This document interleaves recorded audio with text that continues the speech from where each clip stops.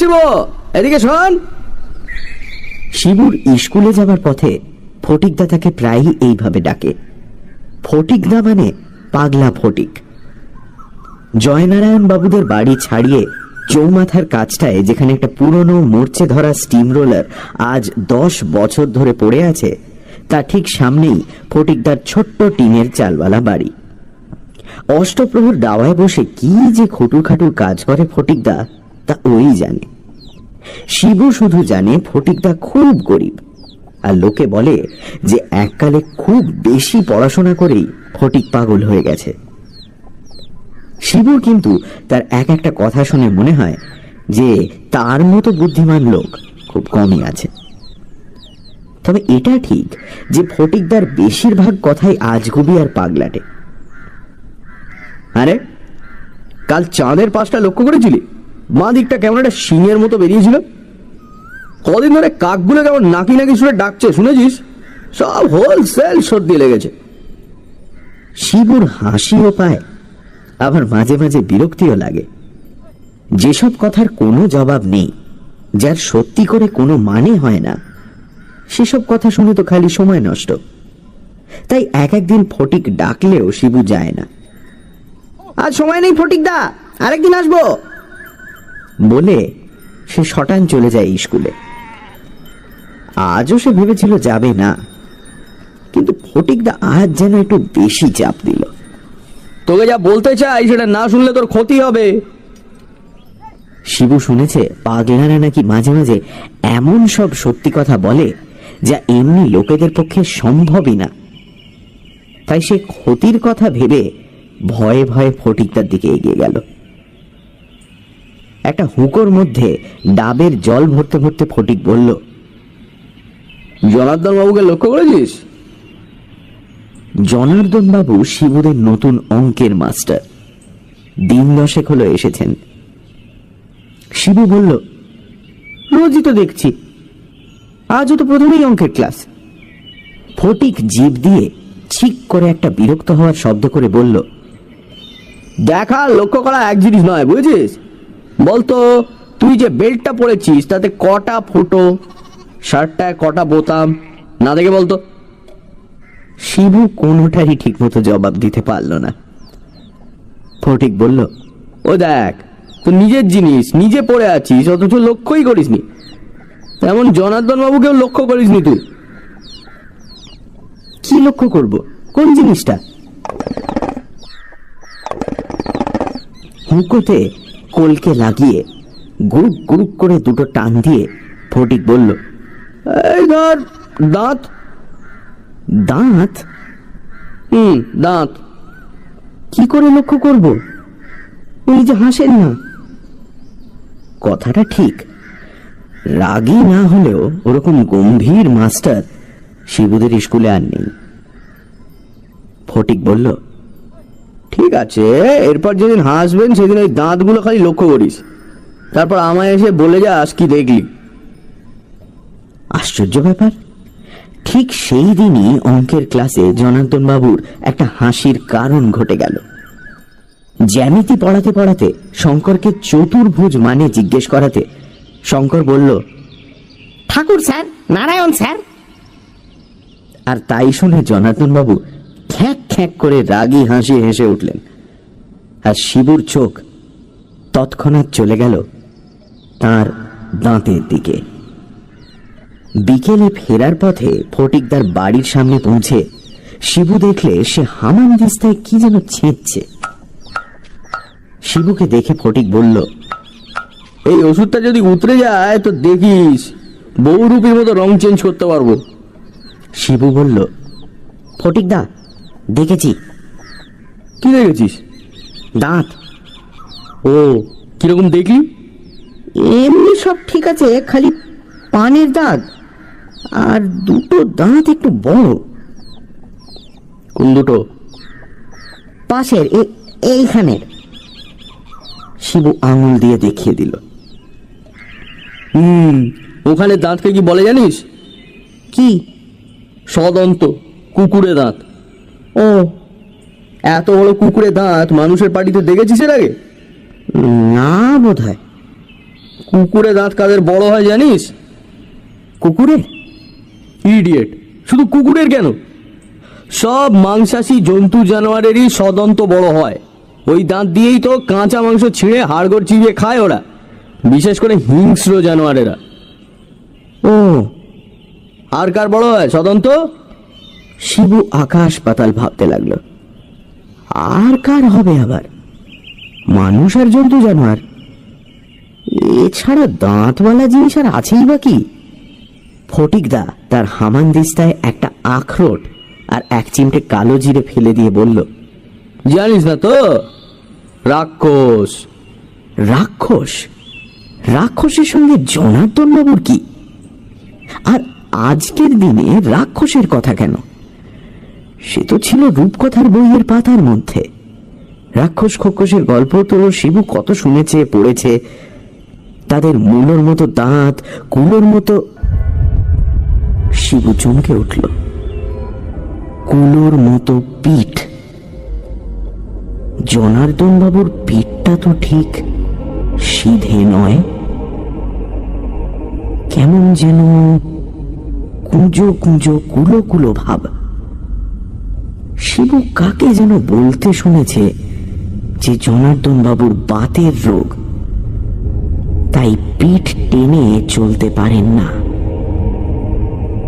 মূলোর মতো দাঁত, কুলোর মতো পিঠ, আর আর যেন কি হয় রাক্ষসের, আর ভাটার মতো চোখ। জনার্দন বাবুর চোখ কি শিবু লক্ষ্য করেছে? না, করেনি। করা সম্ভব নয়, কারণ জনার্দন বাবু চশমা পরেন, আর সে চশমার কাঁচ ঘোলাটে। চোখের রং লাল কি বেগনি কি সবুজ তা বোঝার কোনো উপায় নেই। শিবু অঙ্কেতে খুব ভালো। লসাগু, গসাগু, সিঁড়ি ভাঙা, বুদ্ধির অঙ্ক কোনোটাতেই সে ঠেকে না। অন্তত কিছুদিন আগে অবধি সে ঠেকতো না। প্যারিচরণ বাবু যখন অঙ্কের মাস্টার ছিলেন তখন তো রোজ সে 10-এ 10 পেয়েছে। কিন্তু এই দুদিন থেকে শিবুর একটু গন্ডগোল হচ্ছে। কাল সে মনের জোরে অনেকটা সামলে নিয়েছিল নিজেকে। সকালে ঘুম থেকে উঠেই সে মনে মনে বলতে আরম্ভ করেছিল, রাক্ষস হতে পারে না, মানুষ রাক্ষস হয় না। আগে হলো, এখন হয় না। জনার্দন বাবু রাক্ষস নয়, জনার্দন বাবু মানুষ। ক্লাসে বসে বসেও সে মনে মনে এই কথাগুলো আওড়াচ্ছিল। এমন সময় একটা ব্যাপার হয়ে গেল। জনার্দন বাবু ব্ল্যাকবোর্ডে একটা অঙ্ক লিখেই কেমন জানি অন্যমনস্ক হয়ে তার চশমাটা খুলে সেটা চাদরের খুঁট দিয়ে মুছতে লাগলেন। আর ঠিক সেই সময় তার সঙ্গে শিবুর চোখাচোখি হয়ে গেল। শিবু যা দেখল তাতে তার হাত পা ঠান্ডা হয়ে গেল। জনার্দন বাবুর চোখের রং সাদা নয়, সেটা লাল, টকটকে লাল, পল্টুর পেন্সিলটার মতো লাল। এটা দেখার পর শিবুর পর পর 3টে অঙ্ক ভুল হয়ে গেল। এমনিতেই শিবু ছুটির পরে সোজা বাড়ি ফেরে না। সে প্রথমে যায় মিত্তিরদের বাগানে। ছাতিম গাছটার গুঁড়ির আশপাশটায় যে লজ্জাবতী গাছগুলো আছে সেগুলোর প্রত্যেকটাকে সে আঙুলে টোকা মেরে মেরে ঘুম পাড়ায়। তারপর সে যায় সরল দিঘির পাড়ে। দিঘির জলে রোজ সে খোলামকুচি দিয়ে ব্যাঙবাজি করে। 7 বারের বেশি লাভ খাইয়ে যদি খোলামকুচি ওপারে পৌঁছতে পারে তবেই সে হরেনের রেকর্ড ব্রেক করবে। সরল দিঘির পরেই ইট খোলার মাঠ। সেখানে থরে থরে কোনাকুনি ভাবে মাঠ পেরিয়ে বাড়ির খিড়কি দরজায় এসে পৌঁছয়। আজ সে মিত্তিরদের বাগানে এসে দেখল লজ্জাবতী লতাগুলো নেতিয়ে পড়ে আছে। এরকম হলো কেন? কেউ কি হেঁটে গেছে লতাগুলোর উপর দিয়ে? এ পথে তো বড় একটা কেউ আসে না। শিবুর আর ইচ্ছে করল না বাগানে থাকতে। কেমন যেন একটা থমথমে ছমছমে ভাব। সন্ধেটা যেন আজ একটু তাড়াতাড়ি ঘনিয়ে আসছে। কাকগুলো কি রোজই এত চেঁচায়, না আজ কোনো কারণে ভয় পেয়েছে? সরল দিঘির পাড়ে বইগুলো হাত থেকে নামিয়ে রেখেই শিবুর মনে হলো আজ আর ব্যাংবাজি করা উচিত হবে না। আজ বেশিক্ষণ বাইরে থাকাই আর উচিত নয়, থাকলে হয়তো বিপদ হবে। একটা বিরাট কি যেন মাছ দিঘির মাঝখানে ঘাই মেরে ঘপাত করে ডুবে গেল। শিবু বইগুলো হাতে তুলে নিল। ওপারের অশ্বত্থ গাছটায় বাদুড়গুলি ঝুলে গাছটা একেবারে কালো করে দিয়েছে। একটু পরেই ওদের ওড়ার সময় হবে। ফটিকদা বলেছে বাদুড়ের মাথায় কেন রক্ত ওঠে না সেটা একদিন বুঝিয়ে দেবে। জামরুল গাছটার পেছনের ঝোপটার থেকে একটা তক্ষক ডেকে উঠল, খোকস খোকস খোকস। শিবু বাড়ির দিকে রওনা দিল। ইট খোলার কাছাকাছি আসতেই সে দেখতে পেল জনার্দন বাবুকে। ইটের পাঁজাগুলোর হাত বিশেক দূরেই একটা কুল গাছ, তার পাশেই দুটো ছাগল ছানা খেলা করছে। আর জনার্দন বাবু বই আর ছাতা হাতে এক দৃষ্টে ছাগল দুটোর খেলা দেখছেন। শিবু প্রায় নিঃশ্বাস বন্ধ করে কোনো শব্দ না করে একটা ইটের পাঁজার উপর উঠে দুটো ইটের মধ্যিখানের ফাঁক দিয়ে তার মাথাটা যত দূর যায় গলিয়ে জনার্দন বাবুকে দেখতে লাগলো। সে লক্ষ্য করল যে ছাগলগুলোকে দেখতে দেখতে জনার্দন বাবু দুবার তার ডান হাতটা উপর করে ঠোঁটের নিচে বুলোলেন। জিভ দিয়ে জল না পড়লে মানুষ কখনো ওভাবে ঠোঁটের নিচটা মোছে না। তারপর শিবু দেখল জনার্দন বাবু ওত পাতার মতো করে নিচু হলেন।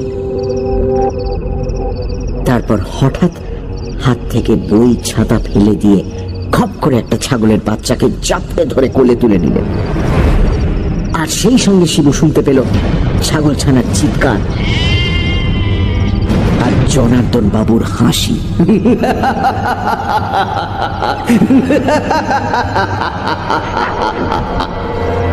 শিবু এক লাফে ইটের পাঁজা থেকে নেমে আর এক লাফে আর একটা পাঁজা টপকাতে গিয়ে হুঁচট খেয়ে চিৎপটা। কে ওখানে?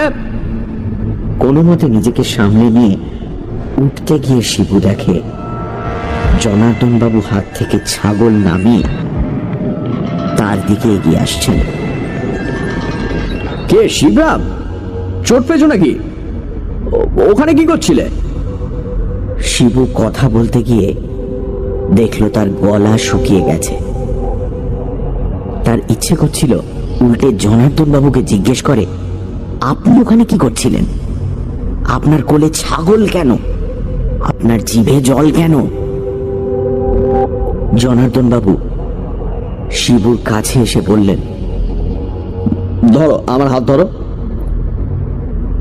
শিবু কোনো মতে হাত না ধরেই উঠে দাঁড়ালো। তোমার বাড়ি তো কাছেই না? হ্যাঁ স্যার। ওই লাল বাড়িটা কি? হ্যাঁ স্যার। ও, আমি যাই স্যার। ও কি রক্ত নাকি? শিবু দেখল তার হাঁটু ছড়ে গিয়ে সামান্য একটু রক্ত চুইয়ে পড়ছে, আর জনার্দন বাবু এক দৃষ্টে সেই দিকে চেয়ে রয়েছেন, আর তার চশমার কাঁচ দুটো জল জল করছে। আমি যাই স্যার। শিবু কোনো মতে বইগুলো খচমচিয়ে মাটি থেকে তুলে নিল। শোনো শিবরাম। জনার্দন বাবু এগিয়ে এসে শিবুর পিঠে একটা হাত রাখলেন। শিবুর বুকে কে যেন দুর্মুষ পিটতে লাগলো। তোমাকে একা পেয়ে ভালোই হয়েছে। একটা কথা তোমায় জিজ্ঞেস করবো ভাবছিলাম। তোমার অঙ্কের ব্যাপারে কোনো অসুবিধে হচ্ছে কি? আজ এত সহজ সহজ অঙ্কে ভুল হলো কেন? যদি কোনো অসুবিধা হয় তো ছুটির পর আমার বাড়িতে এসো না, আমি তোমায় দেখিয়ে দেবো। অঙ্কেতে যে ফুল মার্কস পাওয়া যায়, পরীক্ষায় ভালো করতে হলে অঙ্কে তো ভালো করতেই হবে। তুমি আসবে আমার বাড়ি? শিবু কোনো মতে দুপা পিছিয়ে জনার্দন বাবুর হাত পিঠ থেকে সরিয়ে নিয়ে ঢোকিলে বলল, না স্যার, আমি নিজেই পারবো স্যার, কালই ঠিক হয়ে যাবে। বেশ, তবে অসুবিধা হলে বলো, আর আমাকে এত ভয় পেও না। এত ভয় পাও কেন? আমি রাক্ষস যে কামড়ে দেবো? হ্যাঁ।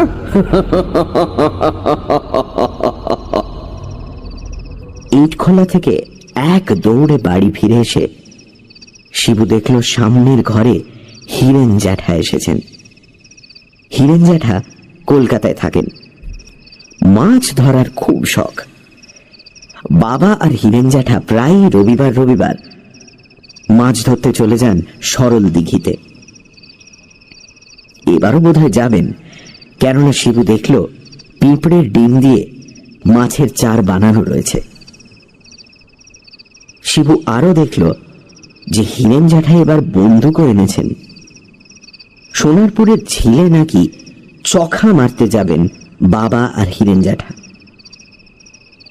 বাবাও বন্দুক চালান, তবে হিরেন জ্যাঠার মতো অত ভালো টিপ নেই। রাত্রের খাওয়া দাওয়া করে শোয়ার ঘরে গিয়ে বিছানায় শুয়ে শিবু ভাবতে লাগলো, জনার্দন বাবু যে রাক্ষস সে বিষয়ে আর কোনো সন্দেহই নেই তার মনে। ভাগ্যিস ফটিকদা তাকে সাবধান করে দিয়েছিল, না হলে আজকে ইট খোলাতেই হয়তো। শিবু আর ভাবতে পারল না। বাইরে ফুটফুটে জ্যোৎস্না, ভৌজুদের বাড়ি অব্দি স্পষ্ট দেখা যাচ্ছে। সামনে শিবুর পরীক্ষা, তাই রাত্রে তাড়াতাড়ি ঘুমিয়ে ভোরে উঠে পড়তে হয় ওকে। বাতি না নিভলে ওর আবার ঘুম আসে না। অবশ্যই চাঁদনি রাত না হলে আজ সে বাতি জ্বালিয়ে রাখত, কারণ তা না হলে বোধহয় তার ভয়ে ঘুম আসত না। মা এখনো ঘরে আসেননি। বাবা আর হিরেন জ্যাঠা সবে খেতে বসেছেন। মা তাদের খাওয়াচ্ছেন। জানলার বাইরে জ্যোৎস্নার আলোয় চিকচিকে বেলগাছটার দিকে চেয়ে থাকতে থাকতে শিবুর ঘুম এসে গিয়েছিল।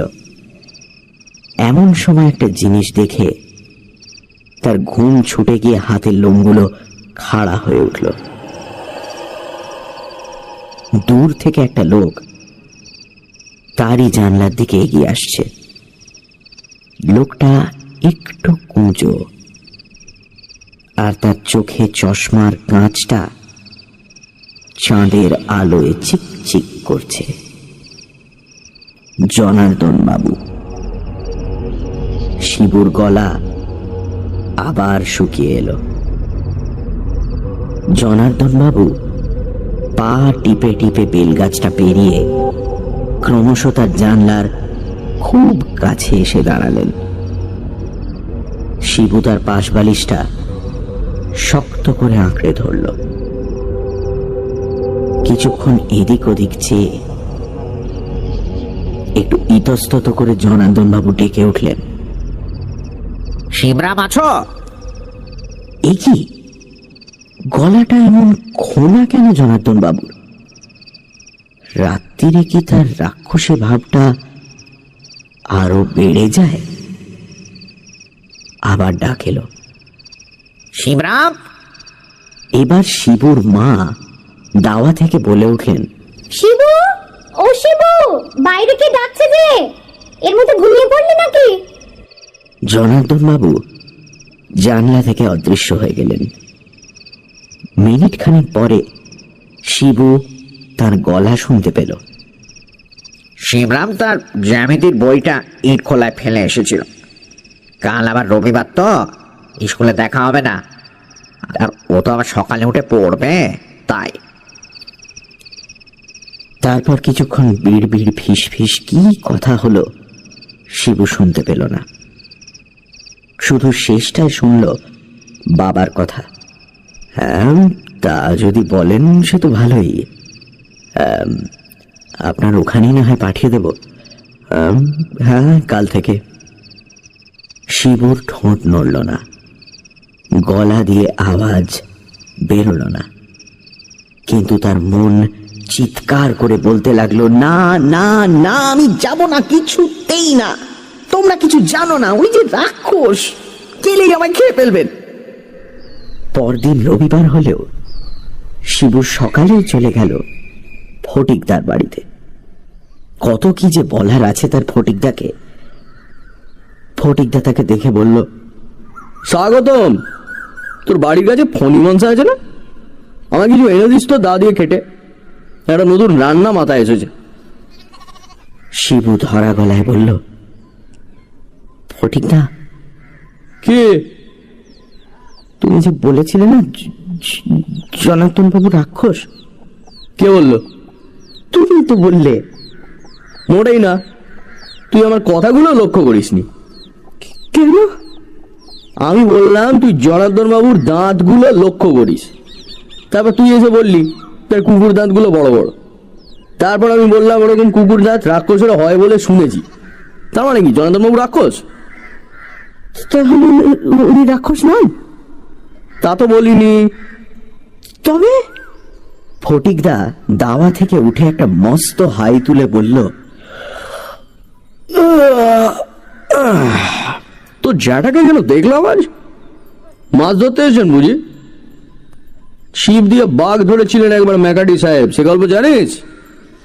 শিবু মরিয়া হয়ে বলে উঠল, ফটিকদা কি আজে বাজে বকছো তুমি?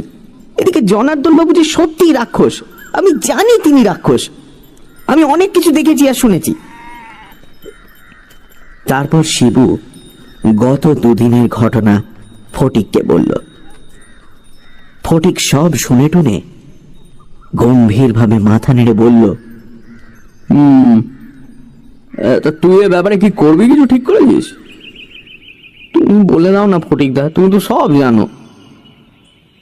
ফটিক মাথা হেঁট করে ভাবতে লাগলো। শিবু ফাঁক পেয়ে বলল, আমার বাড়িতে এখন একটা বন্দুক আছে। ফটিক দাঁত খিঁচিয়ে উঠল, তোর এমন বুদ্ধি! বন্দুক আছে তো কি হয়েছে? বন্দুক দিয়ে রাক্ষস মারবি? গুলি রিবাউন্ড করে এসে যে মারছে তার গায়ে লাগবে। তাই বুঝি? আগে হ্যাঁ, বুক সুন্দর। তাহলে? শিবুর গলা মিহি হয়ে আসছিল। তাহলে কি হবে ফটিকদা? আমাকে যে আবার বাবা আজ থেকে... মেলা বকিস নি, বকে বকে কানে চিড়ি নাড়িয়ে দিলি। প্রায় 2 মিনিট ভাবার পর ফটিক শিবুর দিকে ফিরে বলল, যেতেই হবে। কোথায়? জনার্দন বাবুর বাড়ি। সে কি? ওর কুষ্টিটা জানতে হবে। আমি এখনো শিওর নই, কুষ্টি দেখলে সব বেরিয়ে যাবে। বাক্স ব্যাটরা ঘাঁটলে কুষ্টিটা বেরোবে নিশ্চয়ই। কিন্তু তুই থাম, আগে প্ল্যানটা শোন। আমরা দুজনে যাবো দুপুর বেলা। আজ রোববার, লোকটা বাড়ি থাকবে। তুই বাড়ির পিছন দিকটা গিয়ে জনার্দন বাবুকে ডাকবি। বাইরে এলে বলবি অঙ্ক বুঝতে এসেছিস। তারপর 2-1 আজে বাজে বকে লোকটাকে আটকে রেখে দিবি। আমি সেই ফাঁকে বাড়ির সামনের দিক দিয়ে ভিতরে গিয়ে কুষ্টিটা বের করে নিয়ে আসবো। তারপর তুই এদিক দিয়ে পালাবি, আমি ওদিক দিয়ে পালাবো, বাস। তারপর শিবুর যে প্ল্যানটা খুব ভালো লেগেছিল তা নয়, কিন্তু ফটিকদার উপর নির্ভর করা ছাড়া তো আর কোনো রাস্তাই নেই। তারপর তুই বিকেলে আবার আমার বাড়ি আসবি। আমি ততক্ষণ কুস্তিটা দেখে কিছু পুরনো পুঁথিপত্র ঘেঁটে একেবারে রেডি থাকবো। যদি দেখি জনার্দন বাবু সত্যি রাক্ষস, তাহলে তার ব্যবস্থা আমার জানা আছে, তুই ঘাবড়াস না। আর যদি দেখি রাক্ষস নয়, তাহলে তো আর ভাববার কিছুই নেই। ফটিকদা বলেছিল দুপুরে বেরোবে। শিবু তাই খাওয়া দাওয়া করে গিয়ে ফটিকের বাড়ি হাজির হলো। মিনিট 5 পর ফটিকদা বেরিয়ে এসে বলল, আমার হুলোটার আমার নস্যির বাতি গেছে, ঝামেলা কি কম। শিবু লক্ষ্য করল ফটিকদার হাতে এক জোড়া ছেঁড়া চামড়ার দস্তানা আর একটা সাইকেলের ঘন্টা। ঘন্টাটা সে শিবুর হাতে দিয়ে বলল, এটা তুই রাখ, বিপদ হলে বাজাস, আমি এসে তোকে বাঁচাবো। পূব পাড়ার একেবারে শেষ মাথায় দোলগোবিন্দবাবুদের বাড়ির পরেই জনার্দন মাস্টারের বাড়ি। একা মানুষ, বাড়িতে চাকর পর্যন্ত নেই। বাইরে থেকে বাড়িতে যে একটা রাক্ষস আছে সেটা বোঝবার কোনো উপায় নেই। কিছুটা রাস্তা বাকি থাকতেই শিবু আর ফটিকদা আলাদা হয়ে গেল। বাড়ির পিছনে পৌঁছে শিবু বুঝল যে তার আবার গলা শুকিয়ে আসছে। জনার্দন বাবুকে ডাকতে গিয়ে তার যদি গলা দিয়ে আওয়াজ না বেরোয়। বাড়ির পেছনে পাঁচিল, তার গায়ে একটা দরজা, আর দরজার কাছেই একটা পেয়ারা গাছ। গাছের আশপাশ আগাছার জঙ্গলে ভরা। শিবু পা টিপে টিপে এগিয়ে গেল। আর বেশি দেরি করলে কিন্তু ওদিকে ফটিকদার সব ভণ্ডুল হয়ে যাবে।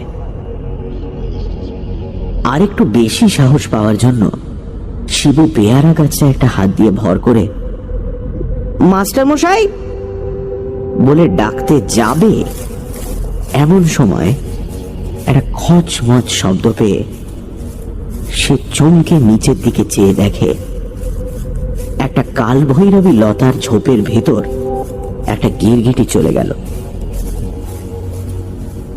আর গিরগিটিটা যেখান দিয়ে গেল তার ঠিক পাশেই সাদা সাদা কি যেন পড়ে রয়েছে। একটা বাঁশের কঞ্চি দিয়ে ঝোপটাকে ফাঁক করতেই শিবু দেখল, সর্বনাশ, এ যে হাড়, জন্তুর হাড়। কি জন্তু? বেড়াল না কুকুর না ছাগল? কি দেখছো কানে শিবরাম? শিবুর শিরদাঁড়ায় একটা বিদ্যুৎ খেলে গেল। সে পিছন ফিরে দেখল জনার্দন বাবু খিড়কি দরজা ফাঁক করে গলা বাড়িয়ে তার দিকে অদ্ভুতভাবে চেয়ে আছেন। কিছু হারিয়েছ নাকি? না স্যার, আমি। তুমি কি আমার কাছেই আসছিলে? তাহলে পিছনের দরজা দিয়ে কেন? এসো, ভেতরে এসো। শিবু পিছতে গিয়ে দেখল তার একটা পা লতায় জড়িয়ে গেছে। আমার কাল থেকে একটু সর্দি জ্বর হয়েছে। রাত্রে আবার তোমার বাড়ি গেলাম তো, তুমি তো আমার ঘুমোচ্ছিলে। শিবুর এত তাড়াতাড়ি পালানো চলবে না, ওদিকে ফটিকদার যে কাজই শেষ হবে না। মাঝখান থেকে হয়তো সে ধরাই পড়ে যাবে। একবার মনে হলো ঘন্টাটা বাজাবে, তারপর মনে হলো এখনো তো সত্যি করে বিপদ কিছু হয়নি, ফটিকদা হয়তো রেগেই যাবে। তুমি নিচু হয়ে কি দেখছিলে বলো তো? শিবু চট করে কোনো উত্তর পেল না। জনার্দন বাবু এগিয়ে এসে বললেন, জায়গাটা বড় ময়লা, ওদিকে না যাওয়াই ভালো। মূল্য কুকুরটা কোথায় মাংসের হাড় গড়ে এনে ফেলে ওখানে। একবার ভাবি ধমক দেবো, কিন্তু পারি না। আমার আবার জন্তু জানোয়ার ভীষণ ভালো লাগে কিনা। জনার্দন বাবু তার হাতের পিছন দিয়ে ঠোঁটের নিচটা মুছলেন। তুমি ভেতরে চলো শিবু, তোমার অঙ্কের ব্যাপারটা। আর দেরি নয়। শিবু আজ থাক, কাল আসবো বলে উল্টো মুখো হয়ে এক দৌড়ে মাঠ পেরিয়ে, রাস্তা পেরিয়ে, নীলুর বাড়ি, কার্তিকের বাড়ি, হরেনের বাড়ি পেরিয়ে একেবারে শাহ বাবুদের বড় বাড়ির গেটে রোয়াকে এসে হাঁপ ছাড়ল। আজকের ব্যাপারটা সে কোনোদিন ভুলবে না। তার যে এত সাহস হতে পারে সে নিজেই ভাবতে পারেনি। বিকেল হতে না হতে শিবু ফটিকের বাড়ি হাজির হলো। না জানি কুষ্টি থেকে কি বার করেছে ফটিকদা। শিবুকে দেখেই ফটিক মাথা নাড়ল। সব গোলমাল হয়ে গেছে রে। কেন ফটিকদা, কুষ্টি পাওনি? তা পেয়েছি। তোর অঙ্কের মাস্টার যে রাক্ষস সে বিষয়ে কোনো সন্দেহ নেই। শুধু রাক্ষস নয়, পিরিন্ডি রাক্ষস, সাংঘাতিক ব্যাপার। এরা পুরোপুরি রাক্ষস ছিল 350 পুরুষ আগে, কিন্তু এত তেজ যে এক একটা হাফ রাক্ষস এখনো বেরিয়ে পড়ে এদের মধ্যে। পুরো রাক্ষস তো এখন সভ্য দেশে কোথাওই নেই, এক আছে আফ্রিকার কোনো কোনো অঞ্চলে, আর ব্রাজিল, বর্নিও এইসব জায়গায়। তবে হাফ রাক্ষস এখনো কচ্ছিত কদাচিৎ সভ্য দেশে পাওয়া যায়। জনার্দন বাবু ওদের মধ্যে একজন। তাহলে গোলমাল কেন? শিবুর গলাটা একটু কেঁপে গেল। ফটিকদা হাল ছেড়ে দিলে সে চোখে অন্ধকার দেখবে। তুমি যে সকালে বললে তোমার ব্যবস্থা জানা আছে। আমার জানা নেই এমন জিনিস নেই। তবে ফটিকদা একটু গম্ভীর হয়ে গেল। তারপর বলল, মাছের পেটে কি থাকে? এই রে, ফটিকদার আবার পাগলামি আরম্ভ হয়েছে। শিবু এবার কাঁদো কাঁদো হয়ে বলল, ফটিকদা, রাক্ষসের কথা হচ্ছিল, তুমি আবার মাছ আনলে কেন? কি থাকে? ফটিক গর্জন করে উঠল। পটকা। ফটিকদার গলা শুনে শিবুর রীতিমতো ভয় লাগতে আরম্ভ করেছিল। তোর মাথা এত কম বিদ্যে দিয়ে তো তুই বকের বকলসটাও লাগাতে পারবি না। শোন, 2.5 বছর বয়সে একটা শ্লোক শিখেছিলাম, এখনো মনে আছে। নর কি বানর কিংবা অন্য জানোয়ার, জেনে রাখো হৃৎপিণ্ডে রহে প্রাণ তার, রাক্ষসের প্রাণ যেন মৎস্যের উদরে, সেই হেতু রাক্ষস সহজে না মরে। তাই তো, শিবু তো কত রূপকথার গল্পে পড়েছে, মাছের পেটে থাকে রাক্ষসের প্রাণ। এটা তো তার মনে হওয়া উচিত ছিল। শ্লোকটা আওড়ে ফটিক বলল, দুপুরে যখন গেলি ওর বাড়ি, জনার্দন রাক্ষসকে কেমন দেখলি? বলল সর্দি জ্বর হয়েছে। হবেই তো। ফটিকদার চোখ জল জল করে উঠল। হবে না? প্রাণ নিয়ে টানাটানি যে, যেই কাতলাটা উঠেছে ছিপে অমনি জ্বর, তো হবেই। তারপর শিবুর দিকে এগিয়ে এসে তার শার্টের সামনেটা খপ করে হাতের মুঠোয় খামচে ধরে ফটিকদা বলল, এখনো সময় আছে। তোর জ্যাঠা এই 0.5 ঘন্টা আগে সরল দিঘির ওই আধমনি কাতলাটা ধরে নিয়ে বাড়ি ফিরেছে। আমি দেখেই আন্দাজ করেছি ওটার পেটের মধ্যেই আছে জনার্দন রাক্ষসের প্রাণ। এখন জ্বরের কথাটা শুনে আরো শিওর মনে হচ্ছে। ওই মাছটাকে চিড়ে দেখতে হবে। কিন্তু সেটা কি করে হবে ফটিকদা? সহজে হবে না, তোরই ওপর নির্ভর করছে। আর এটা না করতে পারলে যে তোর কি বিপদ হতে পারে সেটা ভাবতেও আমার ঘাম ছুটছে। ঘণ্টাখানেক পরে শিবু একটা দড়ির মাথায় সরল দিঘির আধমনি কাতলাটা বেঁধে সেটাকে হিঁচড়ে হিঁচড়ে হাঁপাতে হাঁপাতে ফটিকদার বাড়ির সামনে এসে হাজির হলো। ফটিক বলল, কেউ জানতে পারেনি তো?